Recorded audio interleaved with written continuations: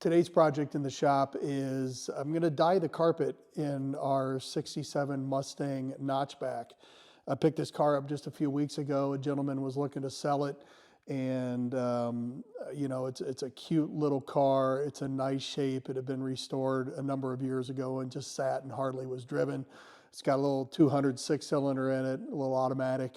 It's got air conditioning and power steering, so it'll be a great cruiser for somebody.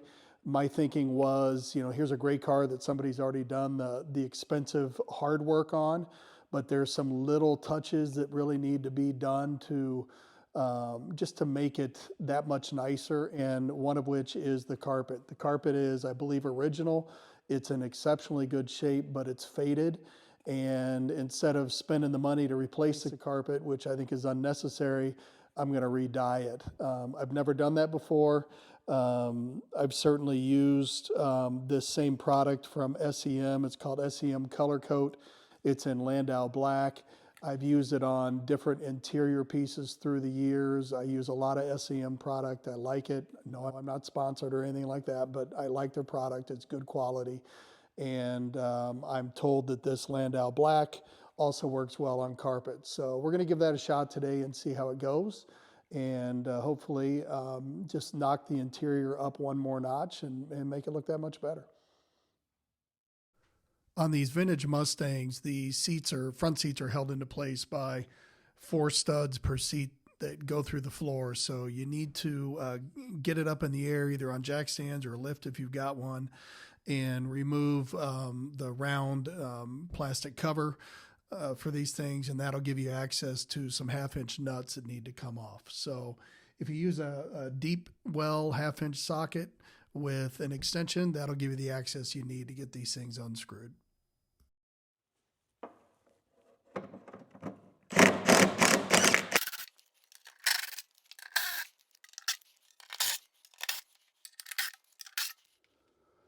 Once the 4 nuts are off from down low, those 1/2-inch nuts, the seat will be ready to lift out. You just got to wiggle it, get everything free, and bring it right out.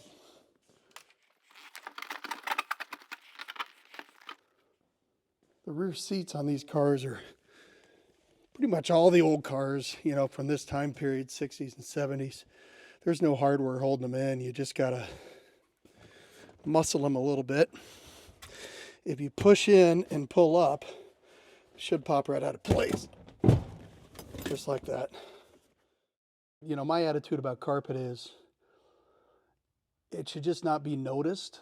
So that to me means, and it's not a Concours car. This is just a driver quality car. That's it.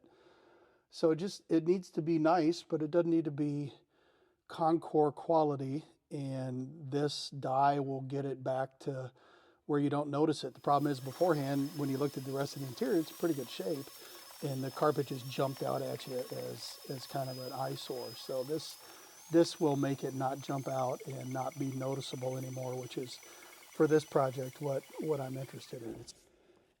Once you vacuumed everything out real good, look around. There's going to be strings from carpet where a screw catches the carpet and gives you some strings. Go ahead and cut them. No reason not to do that now. It'll make it easier when you're like that one, putting the seat back in. It'll just look better when the carpet is re-dyed. There will be spots where you don't have carpet, but you have, like the vinyl section where your feet go by the pedals, other areas like that you're going to want to clean really well. These paints will work on that product. They're made for that, but you're going to want to wipe them down with acetone first. Acetone is absolutely what you want to use. Put gloves on or dry your hands out real bad. But use acetone. Don't use mineral spirits or anything like that, because that can leave a film and then you don't get proper adhesion. The instructions call for light coats and to reapply them every 5 to 10 minutes as needed. I bought a little brush, and I thought maybe it would help to just work on gently working the dye into the carpet better. May not make any difference at all, but I'm going to give it a shot because in theory it makes sense to me. It's kind of important to pay attention ahead of time before you start dyeing to see where the really light spots were. Obviously the tunnel was, or the hump as I call it, but the tunnel was, and it was on the upswing from the floor up to the seat mounts. So I just want to be sure and hit it a couple extra times here. Hit it with a light here just to see that everything looks pretty good. But I tell you, at first glance here, I'm really pleased with the product. Application obviously is easier, just spray painting. So it's been a couple hours since I finished. Came back into the shop to see how it's doing. Everything's dry to the touch. And I'm really pleased. It's raining right now, or I'd take it outside and get a good shot in the sunlight. But boy, when you look at the pictures beforehand and see especially that tunnel area and how rough it was versus now, a couple hours of getting seats out and prepping everything and doing the spraying, but in maybe, $60 worth of material, it's absolutely worth it. It's again, the carpet won't stand out anymore. It should just go unnoticed, which is what, in my opinion, what you want from carpet. So really happy with it. Maybe another half hour worth of work to put it all back together tomorrow, but definitely worth the investment in time and in money. So it's the next day. Here's a car. It's back together. It took, an hour to put the interior back in. And it's a little hard in the light, but just makes a huge difference. Reason being is it, like I said previously, it blends in now, which is what you want. It's black like it's supposed to be, and it does the trick. $50 for the materials, probably total time 3 hours, by the time you take it apart and put it back together.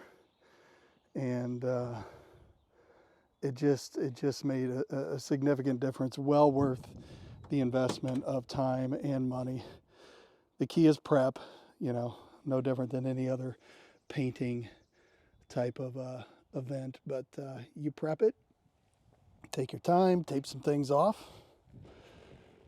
It'll make a big difference. Highly recommended. Pretty easy. Maybe tools are very, very basic. If you've got a lift, it makes it quicker and easier, but you don't need it per se. Pretty simple stuff to do.